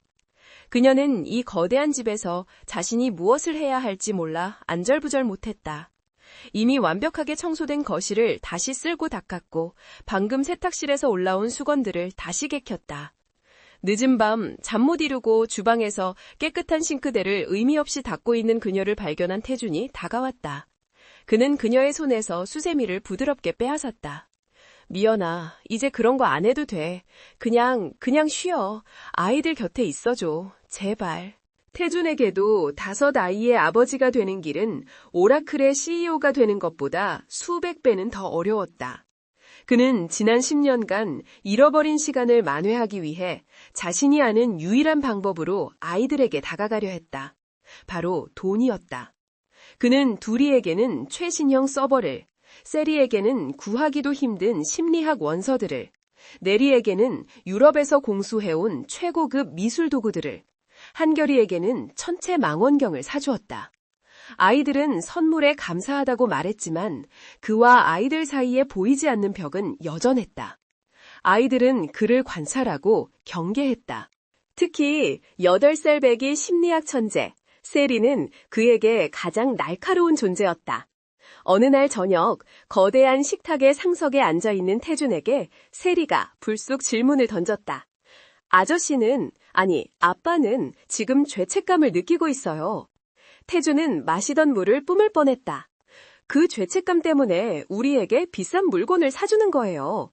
10년 동안의 방치를 물질로 보상하려는 거죠.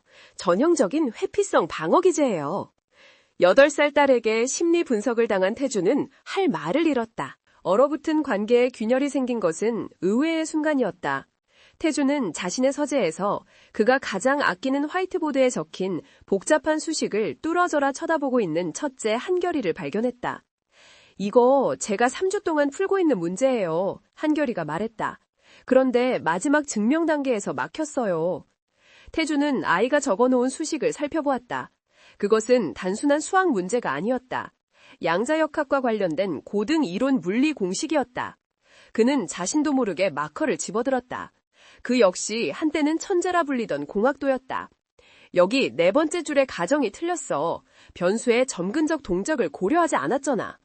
그때부터 2시간 동안 서재 안에는 2사람의 목소리만 울려 퍼졌다. 10살 아이와 34살의 아버지는 숫자와 기호라는 그들만의 언어로 격렬하게 토론하고 지우고 다시 썼다. 마침내 태준이 마지막 해답을 원으로 그렸을 때 서재에는 침묵이 흘렀다. 한결이는 믿을 수 없다는 듯 화이트보드를 쳐다보다가 고개를 들어 태준을 바라보았다. 아이는 웃지 않았지만 항상 경외심으로 가득 차 있던 그 눈빛이 처음으로 누그러져 있었다. 생각했던 것보다는 멍청하지 않으시네요. 태준에게는 그 말이 그가 평생 들어본 그 어떤 칭찬보다 달콤하게 들렸다. 그렇게 가족이 서툴게 서로에게 적응해가는 동안 바깥 세상은 태풍의 눈 한가운데 있었다. 오라클 그룹의 주가는 연일 폭락했다. 거대 M&A의 일방적인 포기, CEO의 정체불명 수술, 그리고 재벌가에 숨겨진 아이들이 있다는 끔찍한 스캔들까지. 언론은 미친 듯이 달려들었다. 이 기회를 틈타 모든 것을 잃게 생긴 박 회장은 이사회를 소집해 태준을 정신적으로 불안정한 상태라며 몰아붙이며 경영권 박탈을 시도했다. 태준의 측근들은 그에게 당장 스캔들을 부인하고 박 회장과 타협하라고 애원했다. 하지만 태준은 이미 결정을 내렸다. 그는 오라클 본사가 아닌 오라클 메디컬 센터의 대강당에서 긴급 기자회견을 열었다. 변호사나 홍보팀 직원 없이 그는 홀로 단상 위에 섰다. 수백 개의 카메라 플래시가 그를 향해 터졌다. 그는 깊게 숨을 들이마셨다. 저는 오늘 오라클의 대표이사가 아닌 한 아이의 아버지로서 이 자리에 섰습니다. 강당은 물을 끼얹은 듯 조용해졌다. 그는 모든 것을 고백했다. 10년 전 고미연과의 사랑, 새어머니 박 회장에 의해 조작된 잔인한 오해, 그리고 10년 동안 옥탑방에서 처절하게 살아온 자신의 5 아이들에 대해서 그는 떨리는 목소리로 자신의 오만함과 무지, 그리고 뒤늦은 후회를 모두 인정했다. 그리고 수술에 대해 말했다. 저는 회사를 버린 것이 아닙니다. 저는 제 아들을 살리는 것을 선택했습니다. 그는 카메라를 정면으로 응시하며 이 모든 것을 지켜보고 있을 각 회장을 향해 마지막 선언을 했다. 오늘부로 저는 박 회장 측과 관련된 오라클의 모든 상속권과 지분을 포기하겠습니다. M&A 실패로 인한 모든 법적, 재정적 책임은 제가 지겠습니다. 저의 유일한 우선순위는 제가 하마터면 영원히 잃을 뻔했던 제 가족입니다. 저는 그들과 함께 처음부터 다시 시작하겠습니다. 그는 깊이 허리를 숙였고 대한민국 전체는 충격에 휩싸였다. 그날 밤 태주는 다시 병원으로 돌아왔다. 민준이가 마침내 중환자실에서 일반 1인실로 옮기는 날이었다. 펜트하우스의 가사도우미가 아닌 미연과 네 아이들이 직접 작은 축하 파티를 준비했다. 아이들은 TV로 아빠의 기자회견을 전부 지켜보았다. 태준이 병실 문을 열고 들어섰을 때 아이들은 더 이상 그를 경계하거나 분석하지 않았다. 그들의 눈에는 비로소 존경심이라는 것이 어렴풋이 깃들어 있었다. 늦은 밤 민준이의 침대 옆 간이 소파와 바닥에서 네 아이들이 지쳐 잠들었다. 병실은 민준이의 규칙적인 심박음 소리만 조용히 울리고 있었다.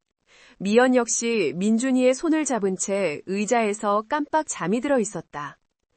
태주는 곤히 잠든 5 아이들과 미연의 얼굴을 가만히 내려다보았다. 자신이 만들었지만 스스로 버렸던 그의 진짜 세상이었다. 그는 조용히 셔츠 안에서 초승달 목걸이를 꺼냈다.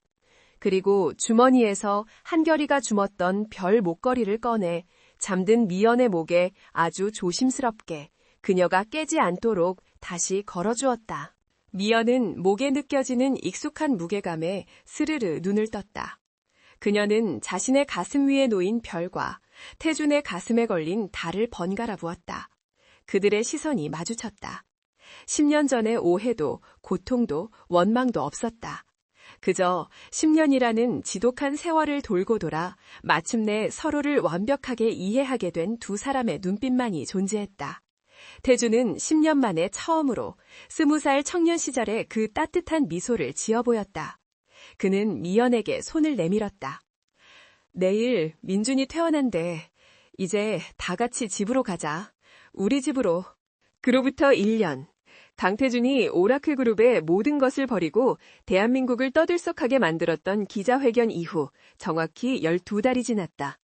남산 꼭대기에 곰팡이 나던 옥탑방도 서울의 야경을 차갑게 내려다보던 펜트하우스도 아닌 경기도 외곽에 햇살이 잘 드는 2층짜리 단독주택. 그 집의 넓은 잔디마당에서 시끄러운 웃음소리가 터져나왔다. 오늘은 민준이의 7번째 생일이자 완치 후 1년이 되는 날이었다. 창백하고 앙상했던 아이는 간데없고 볼이 통통하게 오른 건강한 아이가 형제들과 뒤엉켜 축구공을 차고 있었다. 집안은 그야말로 천재들의 아지트였다. 거실 한복판에는 둘째 둘이가 조립한 거대한 서버렉이 깜빡이고 있었고 벽난로 위에는 넷째 내리가 그린 거대한 가족 초상화, 어쩐지 아빠 태준의 코가 유난히 크게 그려져 있었다. 첫째 한결은 마당에서 동생들과 노는 대신 태블릿으로 무언가를 쉴 새 없이 계산하고 있었다. 태준이 만든 작은 기술 스타트업 별달 연구소 스타앤문랩스의 핵심 R&D는 바로 이 아이들이었다.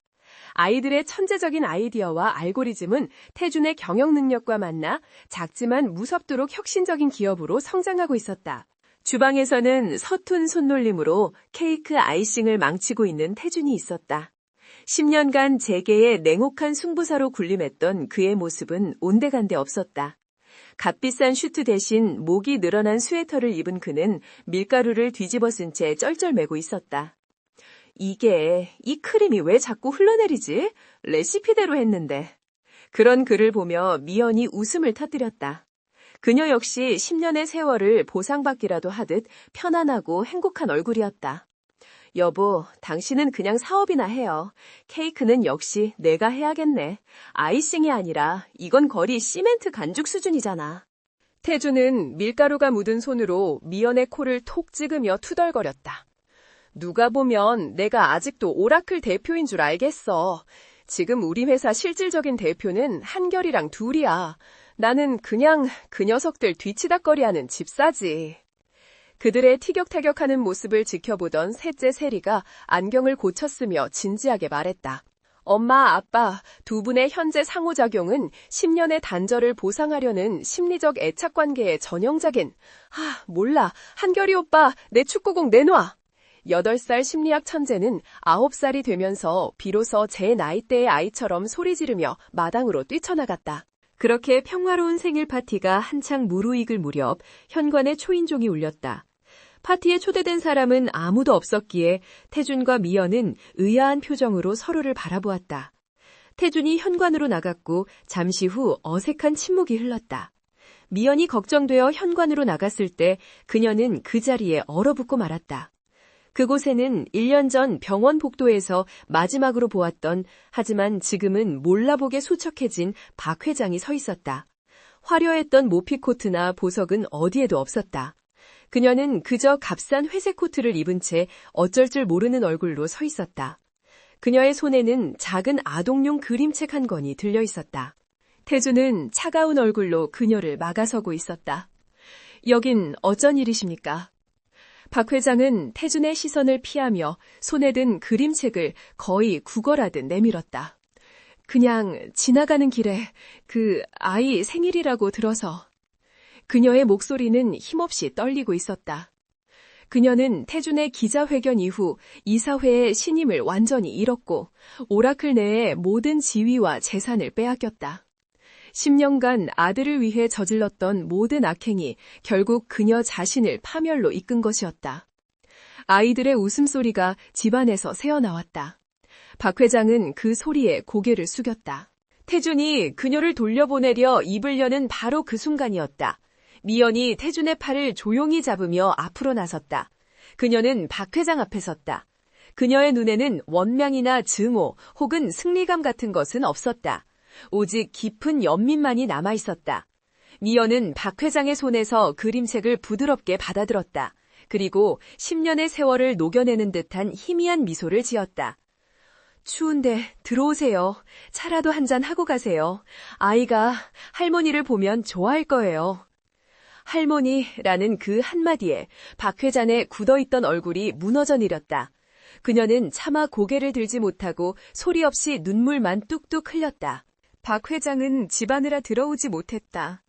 그녀는 그저 현관에 서서 케이크 촛불을 불고 있는 건강한 민준이의 모습을, 그리고 그 아이를 둘러싼 4명의 천재 아이들과 행복하게 웃고 있는 태준과 미연의 모습을 한참 동안 바라보았다. 그것은 자신이 10년 전에 그토록 바라던 태준의 완벽한 미래는 아니었지만 그보다 훨씬 더 완벽하고 따뜻한 행복의 모습이었다. 그녀는 미연에게 고개 숙여 인사하고는 그림책만을 남긴 채 조용히 돌아섰다. 미연은 그녀의 뒷모습이 완전히 사라질 때까지 현관에 서 있었다. 용서는 말로 하는 것이 아니라 그렇게 조용히 찾아오는 것임을 그녀는 깨달았다. 그날 밤 5 아이들은 선불과 케이크에 지쳐 거실 바닥에 이불을 펴고 옹기종기 잠들어 있었다. 거실을 정돈하던 미연이 피식 웃었다. 이 녀석들 자기들 방 놔두고 꼭 이렇게 모여서 자네. 옥탑방 버릇 아직도 못 고쳤나 봐. 태준이 거실 불을 끄고 담요를 아이들 위로 덮어주었다. 2 사람은 조용히 2층 테라스로 나갔다. 쌀쌀한 밤 공기 속에서 하늘에는 수만 개의 별과 유난히 밝은 초승달이 떠 있었다.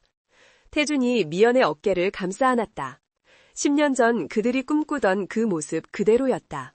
태준이 미연의 목에 걸린 별 목걸이를 부드럽게 매만졌다. 10년 전 이 목걸이를 너에게 주면서 하늘만 보면 우린 함께 있는 거라고 했었지. 미연도 태준의 가슴팍에 희미하게 드러난 초승달 목걸이를 매만졌다. 기억나. 그때 당신이 그랬지. 달과 별은 절대 서로를 배신하지 않는다고. 2 사람은 한동안 말이 없었다. 10년의 엇갈림, 오해, 그리고 고통이 밤하늘의 별빛처럼 아득하게 느껴졌다. 미연이 먼저 입을 열었다. 후회 안 해요? 그녀의 목소리가 미세하게 떨렸다. 오라클, 당신이 10년 동안 쌓아올린 모든 것, 나랑 우리 아이들 때문에 다 잃었잖아. 태주는 고개를 저었다.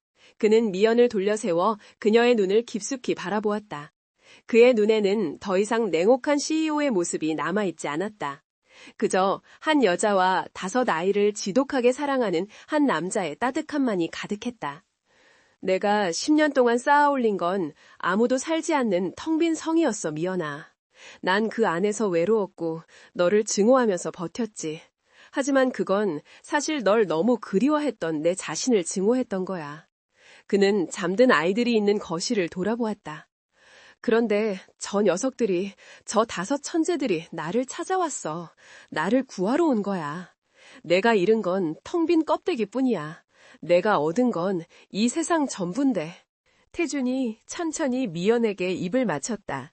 10년 전 20살에 풋풋했던 키스가 아닌 10년의 고통과 상처, 그리고 마침내 찾아온 치유와 행복이 모두 담긴 깊고 따뜻한 입맞춤이었다. 고미연, 그가 그녀의 이마에 다시 입을 맞추며 속삭였다. 10년 동안 내 아이들을 지켜줘서 고마워. 그리고 나 같은 놈을 다시 받아줘서 고마워. 사랑해. 어제도, 오늘도, 그리고 내일도. 미연의 눈에서 행복의 눈물이 흘러내렸다. 그녀는 태준의 품에 깊게 안겼다. 하늘에서는 10년의 긴 기다림 끝에 마침내 다시 만난 달과 별이 그 어느 때보다 밝게 그들의 새로운 시작을 비추고 있었다.